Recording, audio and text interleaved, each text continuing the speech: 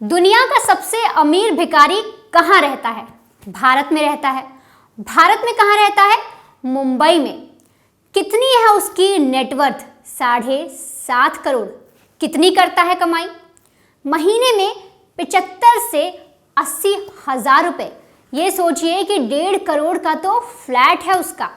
आप दिन भर कड़ी मेहनत करते हैं, 8-9 घंटे की शिफ्ट करते हैं, उसके बाद महीने के अंत में आपके अकाउंट में क्रेडिट होते हैं 20,000, 25,000, कुछ लोगों के 30 या 40,000।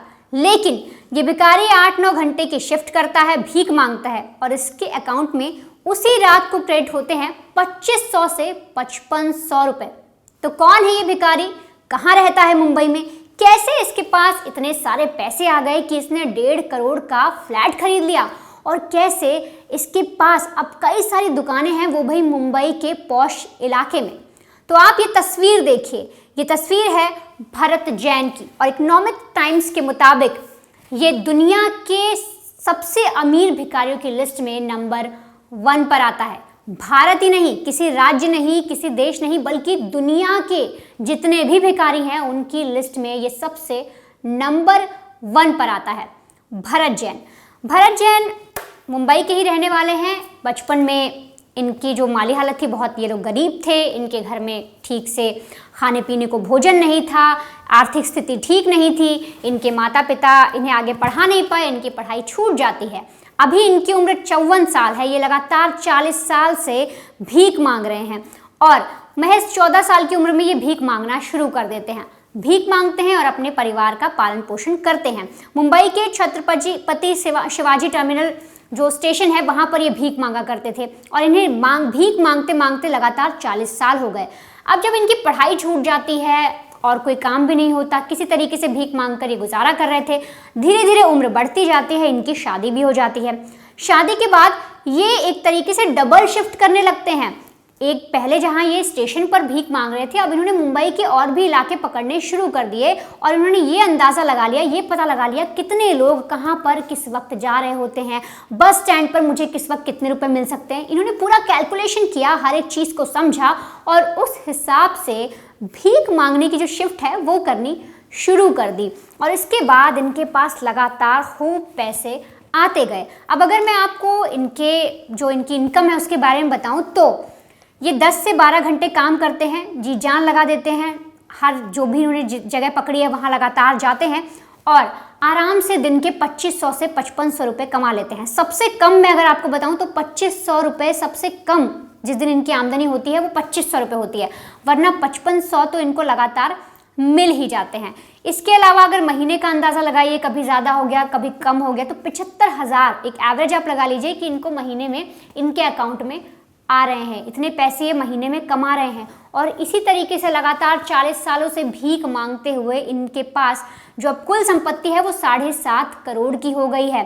7.5 करोड़ की संपत्ति के अलावा इनके पास मुंबई में 1.5 करोड़ का एक फ्लैट भी है, एक आलीशान फ्लैट है जिसमें ये अपने परिवार के साथ रहते हैं और इनके जो 2 बच्चे हैं वो कॉन्वेंट स्कूल में पढ़ते हैं। जब भरत जैन से इस बारे में पूछा भी गया तो उन्होंने कहा कि जो ज़िंदगी मुझे नसीब हुई, जो चीज़ें मैंने देखी, जो हालात मैंने सही, मैं नहीं चाहता मेरे बच्चे भी सहें और मैंने इस तरीके से इतने पैसे जमा किए हैं और अब मैं अपने बच्चों को कॉन्वेंट स्कूल में पढ़ाऊँगा। मैं चाहूँगा कि वो आगे तरक्की करें और मेरी जैसी जो ज़िंदगी है वो ना जिए। और अब इनके पास ठाणे में एक दुकान भी है जो इन्होंने किराए पर उठा रखी है और उससे महीना ये 30,000 रुपये कमाते हैं। साथ ही साथ इनके पास 2 दुकानें और हैं, उससे भी ये किराया ले रहे हैं और एक दुकान इन्होंने अपने किसी परिवार वाले को ही दे रखी है जिसमें एक तरीके से कुछ सामान बेचे जाते हैं, शॉपिंग कॉम्प्लेक्स की तरह इन्होंने बनवा दी है उस दुकान को। इसमें छोटी छोटी कई सारी चीज़ें बिकती हैं और इस तरीके से इन्होंने जिस तरह से भीख मांगकर पैसे कमाए उन्हें बिक्री में लगा दिया। और ये पहली बार नहीं है, ये मुंबई के जो आपको मैंने खबर बताई भरत जैन के बारे में, जिनका नाम आया, जिनका जिक्र हुआ कि ये दुनिया के नंबर 1 भिखारी हैं, सबसे अमीर भिखारी हैं और ये अमीर भिखारियों जो लिस्ट है भिखारियों की, उनकी टॉप लिस्ट में आते हैं। इससे पहले ही साल 2023 की बात है, एक महिला मध्य प्रदेश के इंदौर में एक महिला खूब वायरल हुई थी। देखा गया था कि वो सड़क पर अपनी बेटी के साथ भीख मांग रही है और जब लोगों ने उससे बातचीत की और जब पूछताछ की तो पता लगा कि वो भी 5500 रुपये कमा लेती है और जब लोगों ने और ज़्यादा पता किया तो पता लगा 45 दिन यानी 45 दिन के अंदर उसके पास उसके अकाउंट में 2.5 लाख रुपए आ गए और लोग हक्के बक्के रह गए। तो जिस तरीके से महिला का वीडियो वायरल हुआ और अब ऐसे में भरत जैन का नाम भी सामने आया है इकोनॉमिक टाइम्स की रिपोर्ट के जरिए कि वो दुनिया के सबसे अमीर जो भिखारी हैं उनके लिस्ट में नंबर 1 पर आते हैं। लेकिन अब ऐसे में एक सवाल उठता है कि क्या अगर कोई भिखारी है उसके पास लगातार इतने सारे पैसे आ गए तो क्या उसे भीख मांगना बंद कर देना चाहिए? क्योंकि जो भरत जैन है वो अभी भी उनके पास इतने पैसे आ गए हैं, उनकी जो नेटवर्थ है, जो कुल संपत्ति है वो 7.5 करोड़ की है, 1.5 करोड़ का फ्लैट है, लेकिन उसके बावजूद भी वो अभी भी उसी टाइमिंग से उसी रूटीन के साथ भीख मांग रहे हैं। थोड़ा बहुत कम ज़रूर कर दिया है, लेकिन जैसे वो पहले लगातार शिफ्ट कर रहे थे, कई जगह उन्होंने पकड़ी हुई थी, उतनी नहीं कर रहे, लेकिन फिर भी आज भी वो छत्रपति शिवाजी स्टेशन पर देखे जाते हैं भीख मांगते हुए। तो ऐसे में क्या जब किसी के पास इतने पैसे आ जाए, इतने करोड़ों का वो मालिक हो जाए, तो क्या उसे तब भी भीख मांगनी चाहिए?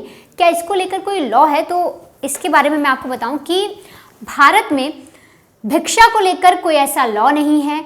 बॉम्बे प्रिवेंशन एक्ट के तहत एक लॉ ज़रूर बनाया गया था जिसमें ये चीज़ें कही गई थी कि ऐच्छिक और अनैच्छिक, यानी कि कोई अपनी इच्छा के साथ अपनी मर्जी से भीख मांग रहा है और कोई अगर किसी से इलीगल भीख मंगवाई जा रही है। जैसे आप देखिए कि कुछ भिखारी होते हैं जो अपनी मर्जी से भीख मांग रहे हैं, वो कोई भी इलीगल नहीं है, वो गलत नहीं है उस तरह से भीख मांगना, चाहे उनके पास कितने भी पैसे आ जाएं। लेकिन अगर किसी से ज़ोर ज़बरदस्ती करके भीख मंगवाई जा रही है, बच्चों के साथ किया जा रहा है या किसी बड़े बूढ़ों के साथ भी कोई ज़बरदस्ती कर रहा है कि आप भीख मांगिए, तब वो कानून अपराध में आता है। वरना कोई अपनी इच्छा से अगर भीख मांग रहा है तो कोई ऐसा अपराध नहीं है।